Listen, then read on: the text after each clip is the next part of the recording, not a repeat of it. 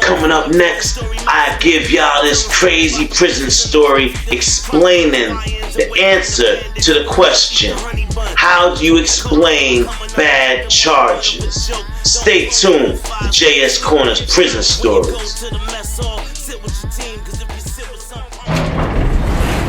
What up, what up, what up? We are back. Who am I? Jersey Street Corner, and this is the Prison Talk Show, people. So let's get into it. Alright, now, today's prison story is going to be about a YN named Manny, fresh out the county jail. And he just got classified to CPOD. Now, if y'all been listening, y'all already know what goes down on CPOD. CPOD is where they house the most outrageous criminals, the most dangerous booty bandits, the most dangerous unalivers. CPOD ain't no joke, y'all. If you get sent to CPOD, it's most likely because your charges warrant that. Now, Manny ain't nothing but 19 to 20 years old, not even old enough to drink yet. Manny ain't never had his first legal shot of liquor, but yet he's being housed with grown men. Grown men with charges that will make you look twice. Grown men that don't think twice about hurting another individual for their own good. Now, in order for you guys to give me a proper comment in the comment box, I need to give y'all a little backstory on Manny. Now, Manny was a decent guy. He wasn't a hood guy. Used proper, English. He didn't speak with no twang, no accent, no hood vibes. He ain't sag his pants or nothing. He was a regular guy. Now, one day, his sister would ask him to babysit her daughter, so she can go out to the club and turn up. And she didn't mention that the daughter was bad as hell. She didn't mention that the daughter had a habit of doing unsafe things if not attended. And this little girl was only about 2 years old. Now, Marty thinks nothing of it. He's babysitting his niece. Sure, sis, I got you. Go ahead, have fun. You deserve it. Have fun. Obviously, the baby father's not in life because she could have easily asked the baby father to babysit. But y'all already know he ain't around. Now, he's babysitting and he's noticing that, dang, this is a little bit more work than I was, thinking about. This is way more than I cut out for. The girl is up jumping off the couches. She's running into walls. She's playing unsafe with her toys. Just doing things that anybody would say, oh, this ain't cool, man. She gonna hurt herself, man. She gonna hurt herself. And I'm gonna have to explain that, man. Nah, this ain't cool. But Manny, he tries to stick in there, and be a stand-up brother. He just trying to do his thing. He want to impress his bigger sister, his older sister. So maybe she could trust him in the future. Now, Manny, he liked watching YouTube. He liked watching nice long videos that he could get into and vibe out. And that's exactly what he does, y'all. He doesn't even pay attention to the fact that the little girl is doing very, very unsafe things. So she ends up climbing on the top of the couch on the other end. And he's not even paying attention. He's watching his phone. And next thing you know, pretty much think about a baby stage diving off a couch onto a floor. There's no cushion. There's no, mats or nothing. She just stage diving. As a matter of fact, there's toys all over the floor, which is even more dangerous. Well, Manny doesn't know anything is going on until he hears the frantic cries and screams and yells. Ah! Ah! Ah! She done jumped off the couch, bust her face wide open, and now she needs medical attention. Manny calls the police immediately. They call a medic, they call a bus, and they take the girl to the hospital. He follows behind. Now, as he's in the waiting room, police officers come to the side where he's at, and they ask him to stand up and put his hands behind his back. And he's being arrested and charged with assault on a minor. They are saying that this little girl didn't fall off of a couch, that she was assaulted, that he punched or smacked her. That's what the medical doctors are saying would be consistent with the bruises. This wasn't no fall. He had to have smacked her with great velocity. So now it's a whole big thing, y'all. Manny is locked up with bad charges. And now the question is, y'all, how do you explain bad charges? Manny never wanted this to happen. This is his niece. Who do we believe, people? Do we believe that his niece was really that bad and she jumped off that couch herself and created that damage? Or do we believe that he got pissed off she was being so bad and he smacked the daylights out of her? Get in the comment box, y'all. What do you believe? And tell me, y'all, how do you explain bad charges? Well, I'm going to save y'all the mental therapy and give y'all the quick answer. You don't. There is no way possible to explain bad charges. There's been plenty of inmates before you. There will be plenty of inmates after you that run the same cold game. It ain't like what they said. I ain't do all that. I didn't do this. I didn't do that. Nah, homie. You know what? You know what we got to say to that? The correctional system might have failed at a lot of things, but most of our charges and offenses that we've been locked up for, they've been spot on. We are here for the things that we've done. And if you can't admit and own up to it, then, well, prison justice is the only thing that's going to make you see the light. So, y'all, Marty wasn't going to get any passes coming into prison with those charges. Little niece or not, regular smart guy or not, you came in here with charges of hurting a child.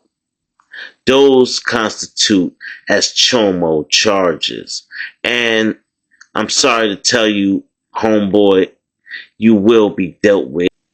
If you like content like this, make sure you subscribe, like, and share the video. Hype the video also, people. Let everybody know what's going on over here at JS Corner Talk Show. Oh, and make sure you stop by every day at 12 p.m. YouTube's not pushing these videos, so I need y'all to come back and physically check every single day, y'all. Alright, let's go. Now, being placed on CPOD, it was almost inevitable that you were going to walk into a booty bandit. The question was, when was you going to walk into that booty bandit? Or was he going to approach you first? So, Manny had pretty much the worst luck of all. Not only did they put him on CPOD, but they placed him in Booty Bama Bang Bang's cell. Yeah, y'all. And it just don't get any more diabolical than that. I don't even know if I need to continue this story, because if y'all been listening, y'all already know how Booty Bama gets down. As soon as the young boy entered the cell, he already pulled him to the side and laid the rules down on him. He already claiming that bottom bunk and you gonna have to climb to the top. He already letting him know, listen, this is my cell and I do what I want up in here. I don't want no visitors, none of that. He already showing his dominance in the pod. Now, Manny, he knew. He don't know what to do but accept the terms. He has no choice. Puts his stuff away and he gets comfortable.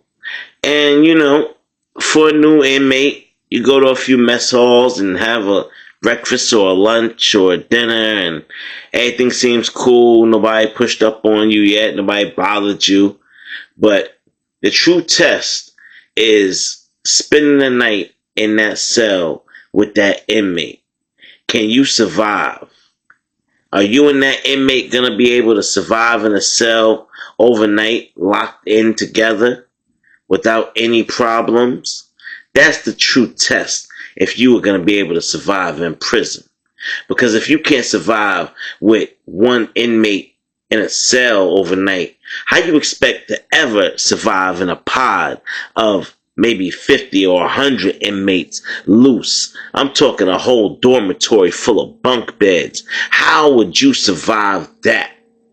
Y'all don't hear me though. Y'all do not understand what prison life is like.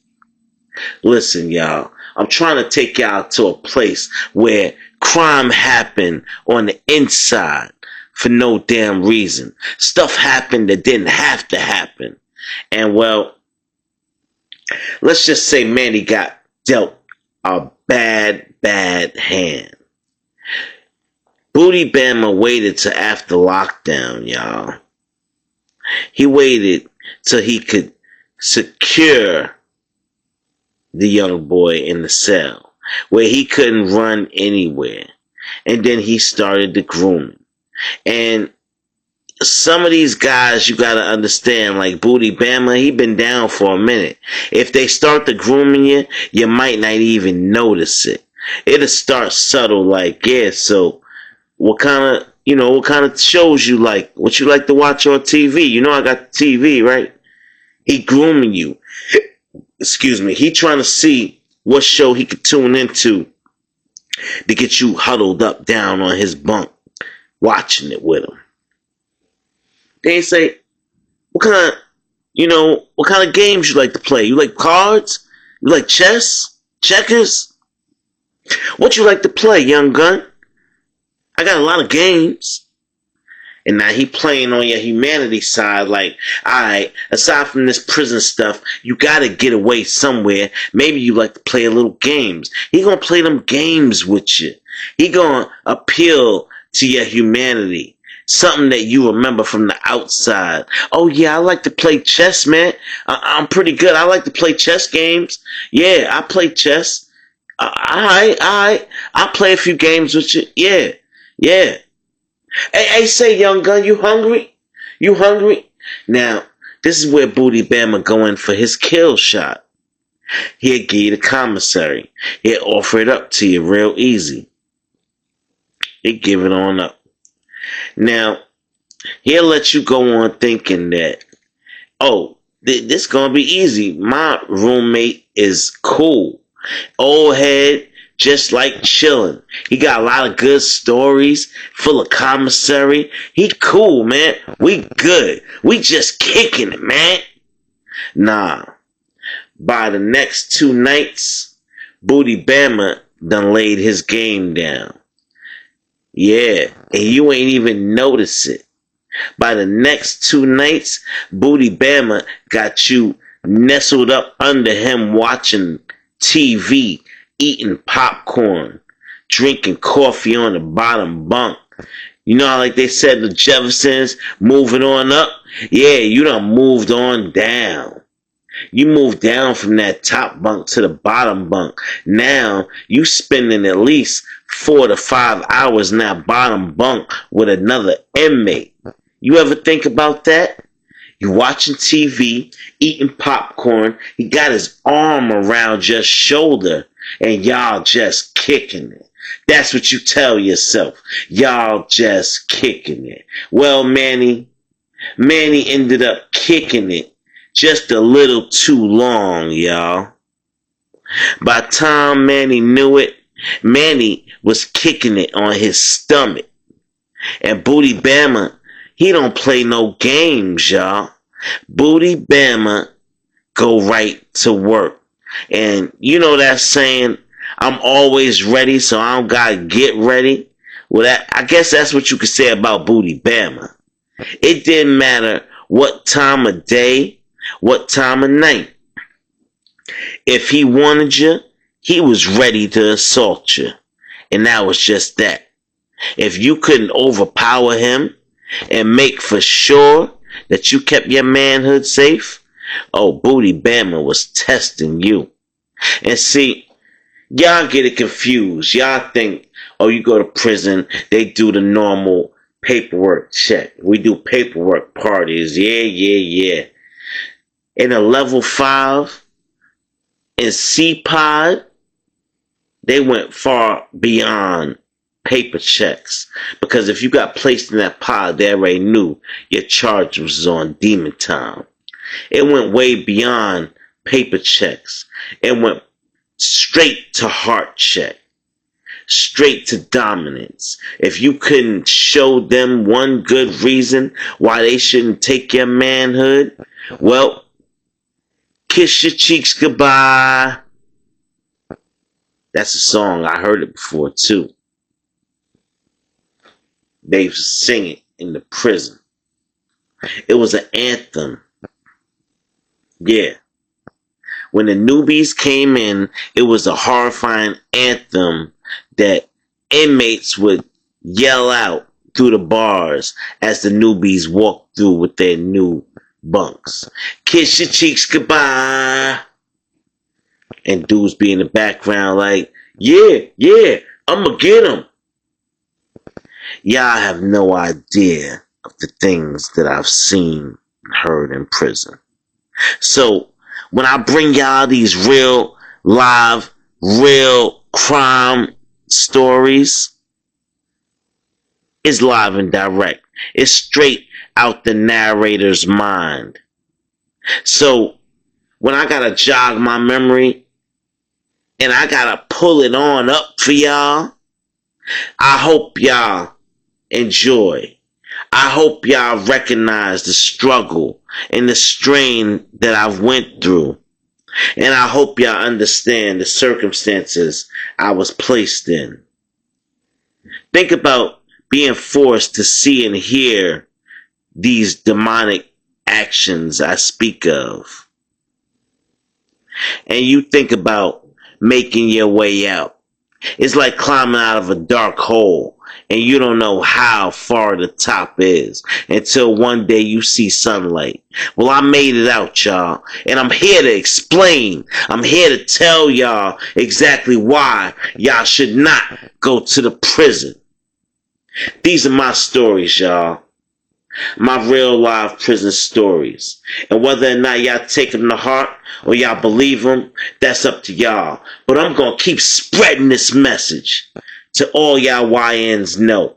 It ain't safe in the penitentiary. You can get your manhood took just for being light-skinned. Don't act like y'all ain't heard the rumors. Alright, listen. That is going to be it for this story. As usual, this is the JS Corner Prison Talk Show. I am your boy, Jersey Street Corner, and I'm out. When it comes to storytelling, I'm the best at.